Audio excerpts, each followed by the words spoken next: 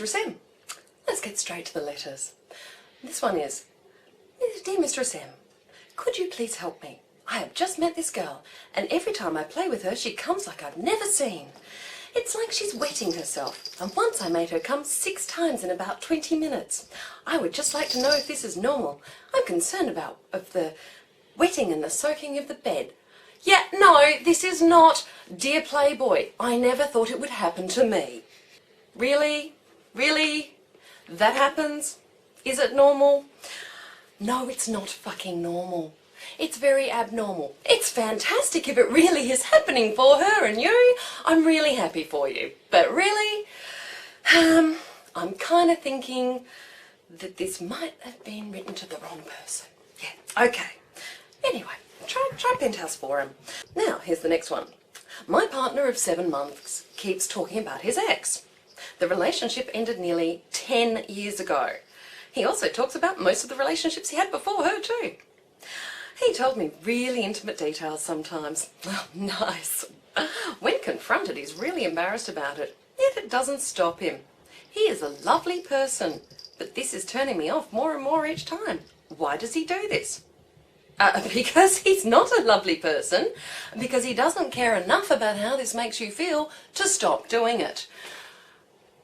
I'm sorry, he either stops or you get away from him until he learns how to shut his mouth. I mean, look, we all have a little bit of that verbal diarrhea about exes. I mean, you know, and exes are part of our history and what makes us up and all the rest of it, but intimate details, just not necessary. Scar your partner for life. I had a partner once tell me that fucking one of his ex-girlfriends was like fucking a bucket of warm water. I never got that image out of my head.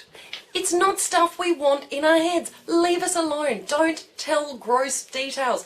Don't tell me that your ex pissed on you. I don't want to know. Don't tell me that you pissed on your ex. I don't want to know that it really got her wild. You know, this is stuff that it's just not necessary. Just don't, okay? Really, people, just...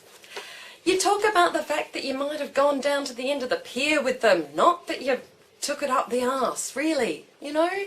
It's just not necessary, okay? No big detailed pictures. Dear Mistress M, I had sex with a friend of mine. It was amazing, mind-blowing, fabulous sex. We had a real connection and couldn't believe we'd waited so long to get together. I'm sure he was into it as I was, and I was sure this was the start of something amazing. I haven't heard from him since.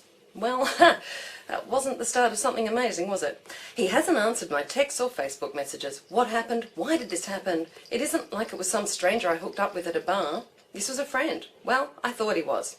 What should I do? I am so hurt and upset right now. Men suck. Well, honey, if we could read minds, we'd know. But we can't. We don't know what happens in someone else's mind and someone else's universe. Look, you could be really lucky and he got hit by a car as he left your house.